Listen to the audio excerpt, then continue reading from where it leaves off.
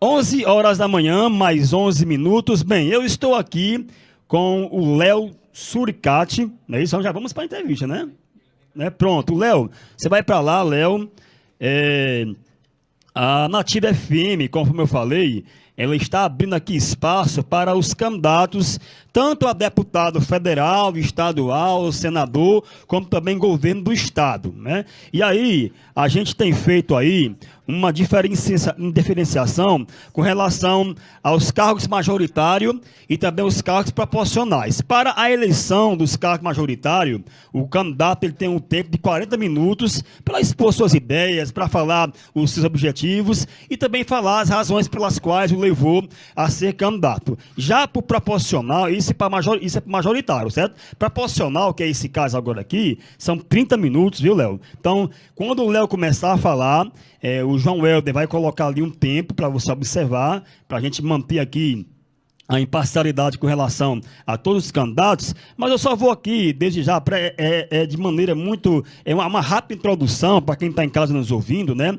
O Léo Suricati, ele é aí promotor, não sei se chama-se organizador, fundador, né, lá da página Suricati, e ele está colocando o nome dele à disposição como candidato a deputado. E, Léo, já queria perguntar para você, quando você começar a falar, o tempo começa a correr aí, tá bom? Então, eu já queria perguntar para você o que levou você aí das mídias sociais, nome muito conhecido, a ser então agora candidato a deputado estadual. Léo, o nosso bom dia, seja bem-vindo e obrigado pela confiança aqui em nosso horário.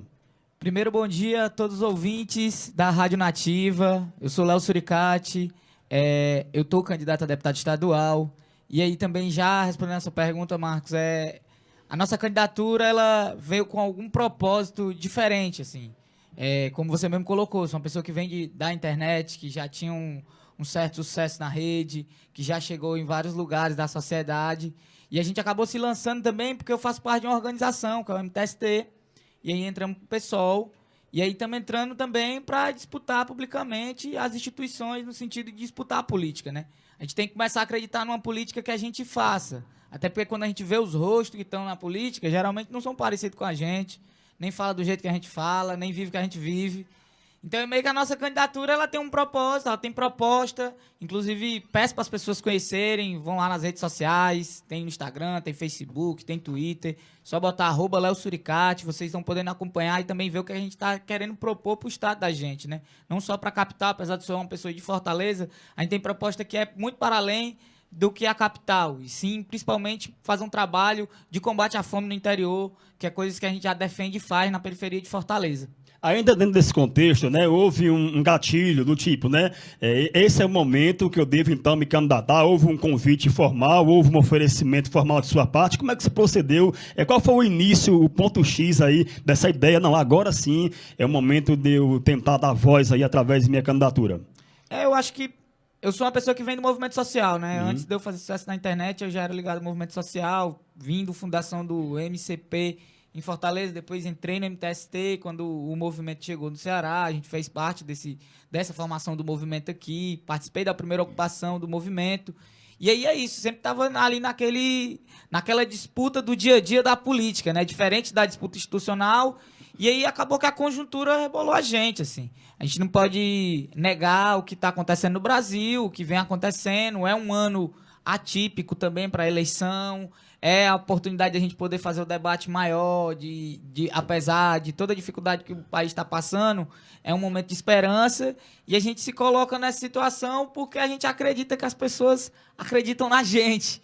E aí, parte daí, a nossa candidatura ela tem um propósito de não só demarcatório, né? A gente tem a vontade de eleger e a gente quer que as pessoas façam parte desse debate com a gente para construir uma política pública que o povo participe sobre tudo isso. Então quer dizer que para além dessa questão de influência digital, está na mídia, né? Existe um pré-léu aí, antes de chegar lá no Suricata, um pré-léu que era envolvido aí com o movimento social, é isso? Isso. Eu participo de movimento social desde a minha infância até hoje, assim. Desde quando eu venho de uma família de gente que luta, né? Minha avó é uma retirante que sai de Santa Quitéria para o Rio de Janeiro, depois volta para Fortaleza e a gente começa a se organizar desde muito cedo por conta da necessidade. Luta pelos capião, luta pela água encanada, luta por um ônibus, luta por um sinal de trânsito. E aí uma coisa vai puxando a outra, né? Você vai lutando por direitos. E aí a coisa vai puxando, junto com isso vem a formação cultural, uma coisa funde com a outra e tá aqui eu hoje. E aí eu acho que a curiosidade que algumas pessoas acabam tendo, né? De onde é o Léo, né? Você mencionou aí Santa Quitéria, mas você é de lá, o seu domicílio, Não, né? minha família a minha avó é de origem de Santa Quitéria, na verdade era de Araras, aí veio o açude, cobriu de água, depois foi para Santa Quitéria. Minha avó é retirante mesmo, mas eu sou nativo de Fortaleza. Eu nasci na periferia de Fortaleza, me criei e moro ainda numa periferia, lá no Grande Janguruçu, no residencial José Euclides, que é inclusive um residencial do Minha Casa Minha Vida, que foi conquistado com luta, a luta do MTST em 2014 na Palpina, que eu fiz parte, participei, ocupei junto, e aí a gente depois conseguiu ter o direito a ter uma casa. E aí é isso, a nossa campanha também tem essa provocação, né? De começar a discutir de novo o investimento para moradia. Principalmente num ano onde o Bolsonaro já cortou 95% do orçamento para moradia popular no ano que vem, né? Então a gente já tem uma sinalização que a gente vai ter que ter luta para poder discutir e debater uma coisa que é necessária, que é moradia. Hoje, só em Fortaleza, existe 1 milhão de pessoas que não têm casa. Então a gente tem que voltar a discutir política pública efetiva, que vai fazer mudança na vida do povo e, principalmente, deixar as pessoas felizes de novo. Assim. Você vê que está todo mundo meio o tempo inteiro preocupado porque a situação está difícil, está tudo caro, está tudo difícil, está uma violência muito grande. E a gente sabe que não vai se resolver com poder ostensivo, né? A gente tem que ter política social efetiva e transformadora para o povo. Pode parecer assim um pouco limitado o que eu vou perguntar, mas eu creio que tem toda uma ligação. Esse seu movimento em estar nos movimentos sociais, né, influenciou em sua escolha partidária o partido pelo qual você vai concorrer. Essa foi a avaliação que você fez, a ligação que acho que é o PSOL, né? Isso. Que você é candidato. Tem a ver essa ponte aí pelo fato de você ter feito parte do movimento social e o PSOL também ter toda essa ligação com relação a esses movimentos? Tem, porque o nosso movimento, nacionalmente, inclusive, entrou para o PSOL para disputar o PSOL como um partido, né? E aí a gente tem que ter esse entendimento que para você disputar a eleição, você tem que passar por um partido. E tem não que estar afiliado, né? Tem que estar afiliado e você tem que disputar a política partidária do dia a dia. Então o MTST entrou para o PSOL, hoje nós fazemos parte do PSOL e construímos a Revolução Solidária dentro do PSOL para também popularizar o partido, fazer um debate de povo, pé no chão, de onde a gente vem. E aí eu acho que essa ligação, né, que vai dos movimentos sociais de encontro com o PSOL, é justamente porque o PSOL é historicamente um partido que vem defendendo essas pautas, principalmente dos movimentos sociais, das minorias, e a gente não perder isso, né, como partido, mas também trazer uma outra identidade que vem da rua. E aí faz essa ponte, essa ligação entre dois universos que parecem ser diferentes, mas que são muito parecidos. E por falar em povão, né, quais seriam, aliás, as suas principais bandeiras, né, que o Léo se propõe a defender, se eventualmente for eleito deputado estadual? Isso aí quem vai dizer, é claro, que são as urnas, mas quais seriam as principais pautas que o Léo tem em mente? Claro que diferenciando aqui o que é o cargo de um deputado, o que é o cargo de um governador, cada um com sua atribuição, mas dentro da atribuição, quais seriam as suas principais bandeiras? A principal e inicial é o debate do combate à fome e a gente faz através das cozinhas solidárias. Inclusive, existe Cozinhas solidárias. Isso, que a cozinha solidária é uma coisa que a gente já faz. O MTST já tem 31 cozinhas dessas no Brasil. Existe uma em Fortaleza, lá no bairro do Janguruçu, no Conjunto Maria Tomásia, que já serviu mais de 27 mil refeições, sem apoio de nenhuma instituição, só com trabalho voluntário, doação de pessoas, artistas, com colaboração do povo. Inclusive, é uma coisa que o Elmano colocou como uma pauta que ele defende. Ele falou, inclusive, ontem no debate sobre isso. E a Cozinha Solidária ela tem esse propósito de chegar nos bairros, principalmente que tem mais pessoas com fome, e principalmente nas localidades mais distantes e periféricas. Existe, sim, uma boa parte da população do Ceará que está passando fome. Se você pensar, hoje no Brasil, 33 milhões de pessoas estão passando fome, né? Se você pegar de cada 10 brasileiros, 6 estão sofrendo de insegurança alimentar. A Cozinha Solidária ela vem para fazer esse trabalho emergencial. Não é aí que vai resolver o problema da fome, Mas vai começar por aí. E aí a gente vai começar a ampliar o debate, porque a cozinha ela é um espaço de acolhimento, onde ela consegue tratar principalmente as pessoas mais vulneráveis, um acesso que já para elas foram perdidos, né? As pessoas que não têm documento, as pessoas que têm deficiência, principalmente pessoas lactantes, que não estão conseguindo mais trabalhar e que todo dia vão lá buscar a sua refeição na hora do almoço, porque vai estar garantida e é produzida principalmente pelas pessoas do próprio bairro. As pessoas que estão lá produzindo a cozinha solidária são pessoas do lugar. E é isso que a gente quer implementar como política pública. Que isso se espalhe no Estado e que saia de um exemplo e vire uma coisa que seja prática do Estado. A gente tem que transformar isso em política pública porque isso combate principalmente a fome de quem mais precisa. São as pessoas que estão mais distantes do centro, as pessoas que não estão conseguindo trabalhar. Na sua maioria são mulheres negras, na sua maioria são mães solteiras. E a gente tem que fazer esse debate agora para a gente poder dar horizonte de futuro para o povo. A gente tem que... É um ano importante.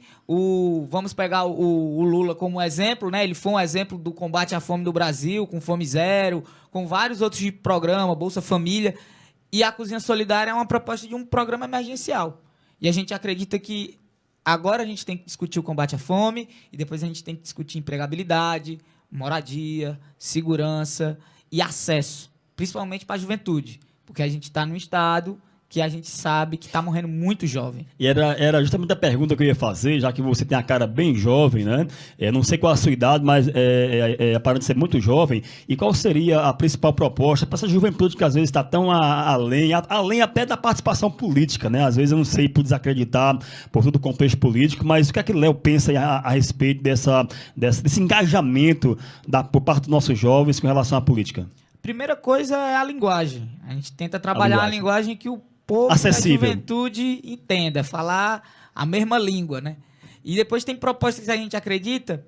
Um é o território cultural, que é uma coisa que a gente já também realiza e opera lá no bairro que a gente mora, que é transformar o território onde aquela juventude está, principalmente a juventude sem acesso, que está sem estudo, que está longe da escola, que está longe das instituições públicas, elas possam ter acesso a algum tipo de formação na área da cultura, seja na produção, seja no desenvolvimento, seja até na venda de materiais. A gente tem que ofertar algum tipo de horizonte para a juventude. E aí passa por aí a gente querer discutir isso e também internet livre. E aí quando fala de internet livre é acesso de qualidade para toda a população do estado do Ceará, que a gente já tem condição de fazer isso. Existe uma coisa chamada cinturão digital, que existe, que já está chegando em várias instituições do estado, em vários lugares, e que pode sim dar um acesso de qualidade para o povo de graça. Tem que falar isso porque a Etice, que é a empresa responsável pelo cinturão digital, tem já uma malha grande de cabos de fibra ótica no estado. E a gente pode, através disso, liberar, sim, o Wi-Fi para as pessoas de graça, começando por onde tem o cinturão digital e todas as instituições, até que a gente consiga cobrir todo o território do nosso estado. É inegável que a gente é uma potência da comunicação. É inegável porque a gente tem exemplos. Estava falando quando você chegou, estava falando do Braulio, falar dos Fortaleza Ordinária, falar do Suricate Ceboso. Você tem o Whindersson, veio do Piauí morar no Ceará. Você tem exemplos de grandes nomes da comunicação do país que está vindo, inclusive, para cá para poder discutir. E não é à toa. É porque, além da gente ter um povo que se garante, é desenrolado, é engraçado, tem uma potência comunicativa, a gente tem uma capacidade na área da comunicação assustadora. E as pessoas não sabem disso porque essa informação não chega. Fortaleza, que é a capital do nosso estado, é a cidade com o segundo maior encontros de cabo de fibra ótica no planeta. Sabe? A primeira é a Malásia, que é onde é o Vale do Silício. Depois é Fortaleza. E a gente é o ponto de encontro, é um hub de comunicação. É por isso que a Amazon vem para o Ceará. Não é porque a galera gosta de distribuir coisa, é porque existe um interesse e um mercado que está acontecendo aqui e a gente tem que participar desse debate. A gente não pode ficar à mercê de toda a vida ficar assistindo o nosso bem público sendo usado por empresas e a população não tendo acesso. E é por isso que a gente quer discutir o acesso da internet livre e principalmente com qualidade para o povo, começando pelas periferias, pelos interiores mais distantes e que tenham acesso ao cinturão digital. Você falou aí do Cidadão Digital. Em 2018, houve assim o uso bem extenso das redes sociais, né? A gente viu aí muitos candidatos sendo eleitos através aí de conhecimento nas mídias sociais, muitos que tinham já uma vida digital bem conhecida, né? E colocaram o nome à disposição. E ali houve em todo o Brasil uma onda muito geral de pessoas que usavam lá a internet e ali acabavam sendo eleitos, né? Ou tirando boa votação. Como é que você vê hoje em dia essa questão do uso das mídias sociais, né? Muita coisa aconteceu 2012 para cá, teve muita coisa positiva, muita coisa negativa, mas em termos de candidatura, de proposta, de mostrar a campanha, como é que você tem feito aí e como é que, de maneira geral, você enxerga esse uso da internet? Eu acho que a internet ela revolucionou a comunicação geral. É isso, a gente está aqui numa rádio... Tanto é, só interrompendo aqui, tanto é que aqui você perguntava, né? Cadê o Instagram, cadê o Facebook, cadê o YouTube? Porque tá muito, até o rádio hoje em dia tá interligado aí com a questão das mídias sociais. A gente está aqui, estamos transmitindo no Facebook, está sendo transmitido para o YouTube, tem uma galera gravando para o Instagram aqui, e a gente vai fazer disso conteúdo, porque a gente passou por um momento na história que a gente tem que reconhecer, é que a comunicação já não é mais feita do jeito que ela é. Nem na formalidade, no jeito de fazer, e muito menos onde é feito, né? Hoje em dia você faz comunicação em vários campos ao mesmo tempo. E aí isso é diferente. Vou pegar o exemplo do atual presidente eleito. Ele tinha 17 segundos de TV. E a força dele foi na internet. Você pegar aquela onda de 2018, você analisar, as pessoas estavam buscando a credibilidade da informação no celular, principalmente no WhatsApp. Isso foi também um fator determinante, inclusive para as fake news, para os impulsionamentos de mentira, para as grandes divulgações de massa em questão da eleição e eleitoral, tanto de inventar mentira, mas também de se propor coisa. E aí passa por a gente entender que a gente tem que ocupar esse espaço também. A gente tem que começar a usar a internet com uma educação digital mais correta, ter mais cuidado, o que a gente está falando ali na rede, e sabendo que a gente tem que estar sendo propositivo. E aí eu acho que a nossa candidatura, nesse sentido, passa para vir trazendo uma candidatura que é de internet, que vem das redes, que tem uma potência na internet, mas que também não vai fazer esse trabalho de ficar jogando mentira para o povo. Pelo contrário, a gente quer esclarecer as fake news, a gente quer dizer assim, não, isso aqui é mentira, vamos falar uma verdade. Porque a gente tem que fazer isso e começar a trabalhar em cima desse uso. Porque senão a gente vai ser dominado por um campo extremamente perigoso, no sentido que onde vai ser uma política cada vez mais violenta. Porque as pessoas vão partir para a ofensa e para o ataque. E aí eu acho que a gente fazendo um bom uso da internet, sabendo como se coloca nas redes, sabendo como é que a gente fala com o povo, a gente consegue chegar nas pessoas. E principalmente, que é uma coisa importante nessa candidatura, é propor uma candidatura que as pessoas digam: eu quero usar essa como exemplo. Essa é a candidatura que me representa. Essa é a candidatura que eu sinto fazendo parte. Essa é a candidatura que fala comigo. E aí eu acho que a nossa candidatura tem esse intuito e de falar dessa forma com o povo, porque a gente acredita também que a internet é um meio de comunicação que é transformador. Muito bem, 11h29, eu estou conversando aqui com o Léo Suricati, ele é candidato a deputado estadual. Léo, estamos há 15 dias aí das eleições, eu acho que você, assim como outros candidatos, já devem estar aí com os pés rachando de tanto andar, né? Como é que tem sido aí essas andanças, né? Como é que você mede a temperatura em cada cidade que você anda? Eu creio que você deve ter buscado pessoas, né, que apoiem ou que se identifiquem com o seu trabalho. E como é que foi essas andanças aí, faltando agora 15 dias da eleição? Está sendo muito boa, sim, a gente está sendo bem aceita, a campanha da gente, a gente está conseguindo chegar, principalmente nas periferias. A gente tem uma boa relação, principalmente construída na internet. A gente está aqui, Tiarlo ajudou muito a gente estar nesse espaço, está aqui com vocês hoje, está aqui na cidade, o Bruno, e foi através da internet que ele conheceu a comunicação da gente, mas principalmente manteve essa relação e começar a fazer coisas. E é o mais louco, porque boa parte das agendas que a gente vai marcando também são através da internet, porque querendo ou não, é o meio de comunicação onde o povo pode falar com nós, né? Pode entrar diretamente em contato com a gente. E aí eu queria já fazer o convite, inclusive, aos ouvintes que estão acompanhando, inclusive, na internet aí também, que vá atrás lá das nossas redes, conheçam a gente, vá ver o que a gente está falando, o que a gente está fazendo e que a gente quer chegar também na sua comunidade. A nossa campanha, a gente quer ir o máximo de lugar que a gente puder ir para poder falar de uma política pública que a gente quer defender para o nosso estado inteiro. Cozinhas solidárias, para acabar com a fome do povo, que a gente tem que acabar, por internet livre, porque a gente tem que ter acesso à informação de qualidade. Nós não pode mais estar passando por, que nem aconteceu nessa pandemia, 53% dos alunos de escola pública pararam de estudar porque eles não tinham acesso à internet. A gente tem que discutir os territórios culturais porque a gente tem que discutir acesso à cultura para o nosso povo. A gente tem que dar cultura de qualidade, principalmente formação, trabalho e acesso. A gente tem que ofertar isso para a população. E mutirão de casas, porque a gente precisa morar. E aí a gente acredita que é uma política que não é nova, né? Eu vi o Guimarães falando, o deputado Guimarães falando assim, o Tasso, quando foi governador, foi uma política de mutirão. Assim, pois pronto, vamos voltar essa política então. Mas vamos adaptar para a nossa realidade, né? Estamos em 2022, é outro Brasil, é outro Ceará, é outro tudo. Então vamos, como é que a gente pensa um programa de mutirões que a população construa suas próprias casas com um incentivo do Estado. Léo, você tocou no assunto aqui, eu não tenho nada aqui programático, estou aqui na inspiração do momento, né? Você falou em Tasso, você falou aí no Guimarães, e eu lembrei da questão da democracia, algo tão importante a ser defendida, né? Eu queria saber como é que você enxerga essa questão das diferenças ideológicas, né? A gente vive aí um clima, parece um pouco pesado no Brasil, as questões ideológicas mais parecem aquelas brigas, né, de torcida organizada, década de 90, onde tinha bandeira, pau de bandeira na cabeça das pessoas, e muito lembra, né? Aquela época da Mancha Verde, Independente, Gaviões da Fiel, né? Eu fico me lembrando um pouco dessa violência física, psicológica, né? Que acontece. Aí você, como candidato a deputado, está colocando o seu nome à disposição. Eu queria saber qual a sua opinião sobre essa questão de como é que você olha, como olhar aquele que, entre aspas, é diferente e mesmo talvez sendo contrário, manter ali uma linha de respeito. Tem uma... Pegar a sua fala que você falou, Sim. que ia dizer assim, a gente é responsável, a gente pode falar o que a gente quiser, Isso. mas também tem que ser responsável pelos nossos atos. Uhum. É uma via de mão dupla, né?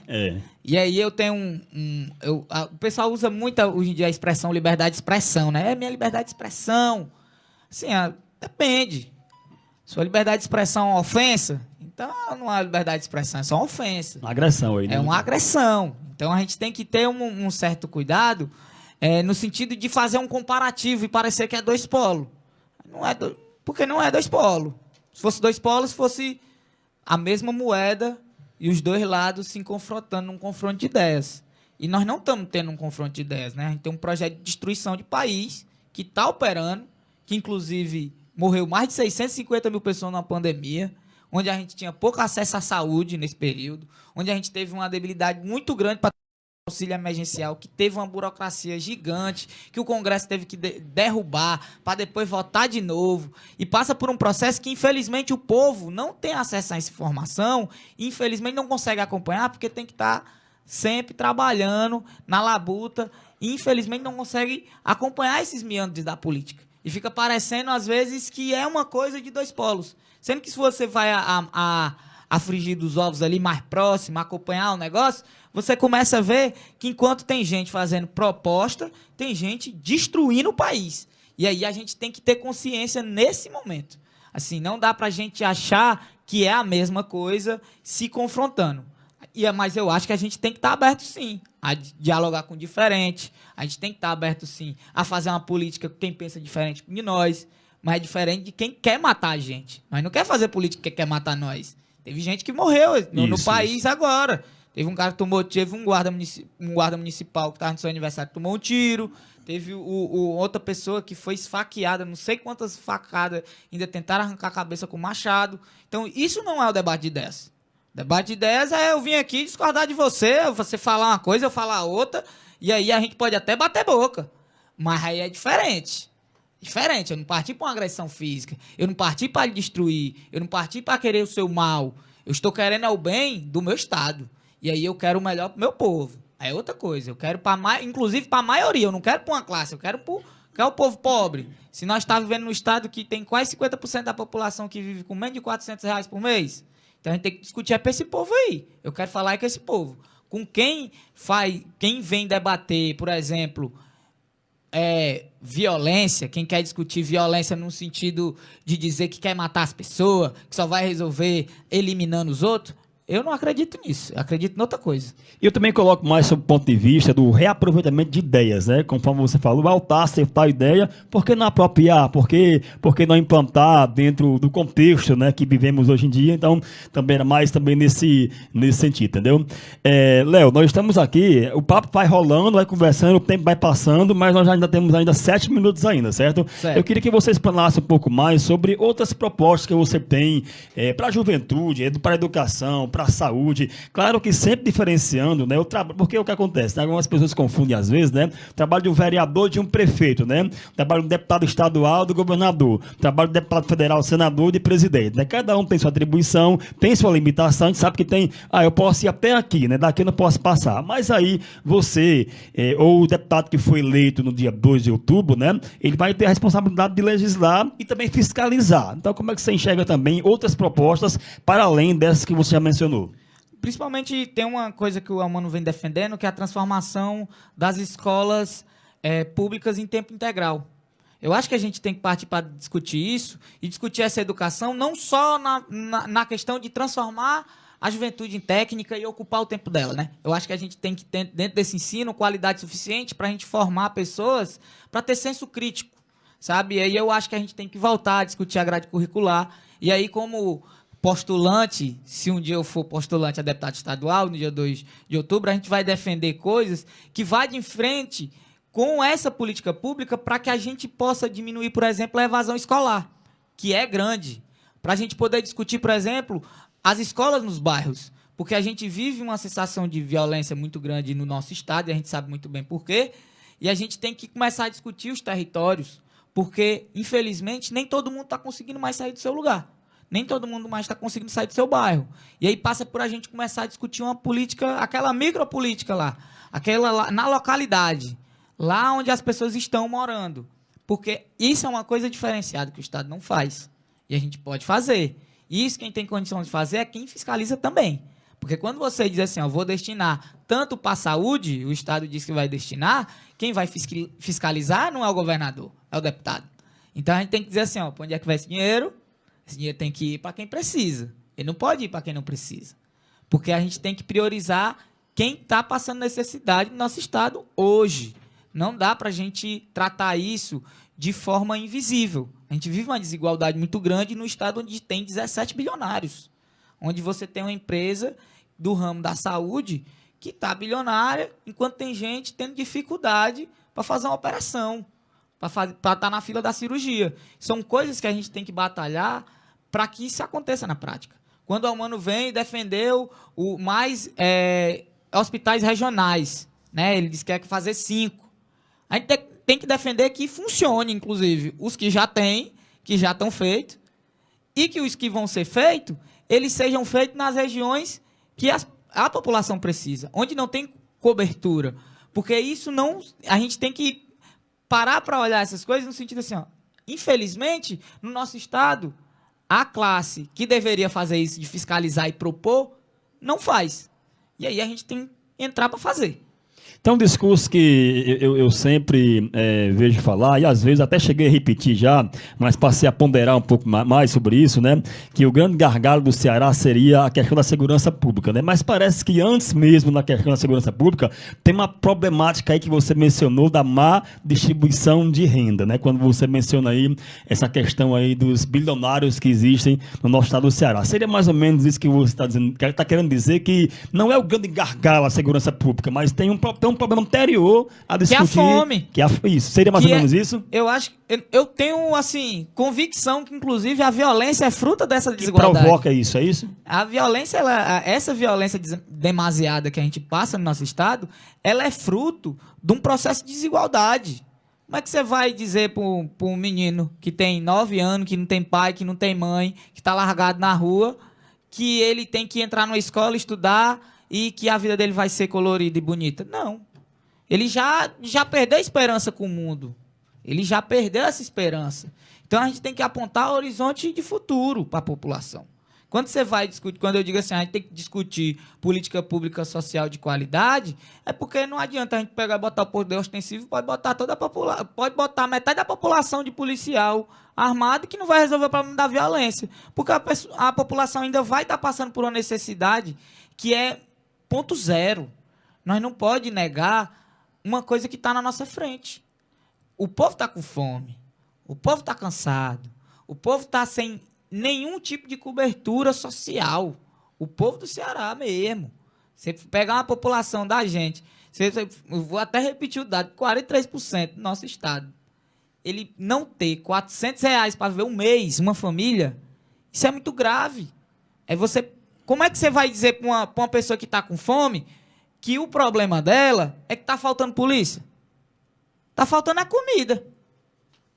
Aí depois está faltando educação, aí depois está faltando saúde, aí depois está faltando emprego que não tem, está todo mundo desempregado, está todo mundo agora sendo autônomo, tendo que ser autônomo, tendo que se virar. Antes da gente resolver o problema da violência, que é um problema grave, a gente tem que resolver, sim, mas eu não acho que vai ser com poder ostensivo. A gente tem que resolver primeiro o da fome. Tem gente com fome. Muito bem. Esses 4 minutos aqui, jovem, é pós 30 minutos, é isso? Pronto, né? Beleza, né? Então dá tempo para colocar também outra questão, né? Que ainda pegando o gancho no que você falou, né? Você falou de escola tempo integral, na década de 80, 90, né? Leonel Brizola foi uma grande referência com relação ao CIEPS, a criação de CIEPS, né? E o Ceará também acabou sendo um pouco de referência, muita coisa precisa ser melhorada. E eu queria perguntar para você, né? Mesmo sendo referência, o que é que pode ser ainda melhorado com relação à educação pública aqui no estado do Ceará? A primeira coisa que eu acho é que toda escola não devia ter mais grade. Sem grade. Ser aberta. Tinha que ser aberta. Se a escola é da comunidade escolar, ela não tem que ser um patrimônio fechado, tem que ser que nem uma praça, aberta. A primeira coisa é por aí. Depois eu acho que a gente tem que discutir também a qualidade do ensino e como está sendo aplicado esse ensino. Porque eu não vou mentir, quando eu fiz ensino médio, infelizmente, eu estudava numa escola na periferia e não tinha, por exemplo, professor para aula de química, para aula de física, para aula de biologia.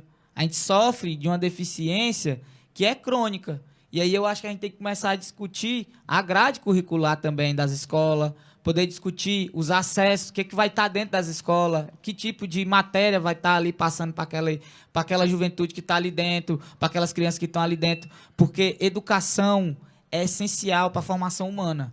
E para além de formar técnicos, a gente tem que ter essa consciência. Nós não queremos formar só gente para vir apertar parafuso. Nós não podemos querer que nosso povo seja só mecânico. Nós temos que esperar que o povo tenha senso crítico, que tenha horizonte de futuro, que queira aspirar outras coisas. Poder sonhar. Quem disse que um filho de um agricultor não pode ser advogado? Quem disse que um filho de uma dona de casa não pode cursar medicina? A gente tem que propor também esses horizontes para a juventude e eu acho que tem que ser por aí. Assim. Principalmente a gente começar a trabalhar isso no ensino primário, na primeira infância, na segunda infância e no ensino médio. Muito bem, né? Muito bem, estou conversando aqui com o Léo Suricati. O tempo de 30 minutos acabou, mas a gente sabe que abre mais 4 minutos, no caso 3, né? Que passou mais 1 minuto aí, no caso mais 3 minutos, para você então fazer as suas considerações finais. Eu queria agradecer o convite, mais uma vez, agradecer todos os ouvintes que estão ouvindo a gente aqui, acompanhando nas redes sociais. Fico feliz de poder estar aqui discutindo política de uma forma diferente, do nosso jeito, propondo coisa. E aí, no dia 2 de outubro, vote consciente, vote tranquilo, leia as propostas dos candidatos que vocês vão votar. Não só vote porque alguém chegou e disse que você tem que votar em alguém. Use da sua consciência, use sua consciência política no dia 2 de outubro, porque é nesse momento, infelizmente, que a gente vai decidir quem vai ocupar 4 anos uma cadeira na Assembleia Legislativa, no Senado, no Congresso Nacional, e a gente tem que pensar também na hora que a gente vai votar para governador, e para presidente. Nós não pode agora ser irresponsável. A gente tem que lembrar o que está acontecendo com o nosso país, a gente tem que lembrar como era o nosso país antes e a gente tem que propor um futuro melhor para o nosso povo. E aí no dia 2 de outubro, se vocês puderem, votem em mim. Se não puderem, votem em alguém que preste, pelo amor de Deus. Tamo junto. Sigam a gente nas redes sociais, @Léo Suricati, para você estar acompanhando tudo que está acontecendo no meio dessa campanha. E no dia 2 a gente vai estar comemorando junto a nossa vitória. Muito bem. Se você quiser dizer o número, né, a gente tem deixado aberto aqui. Eu não sabia não, podia dizer 50013. É porque assim, o que acontece, né? Para manter a isonomia, como um disse, né? Então levou o rebanho inteiro, certo? Então pode dizer o número para manter imparcialidade com relação a todos os candidatos, tá bom?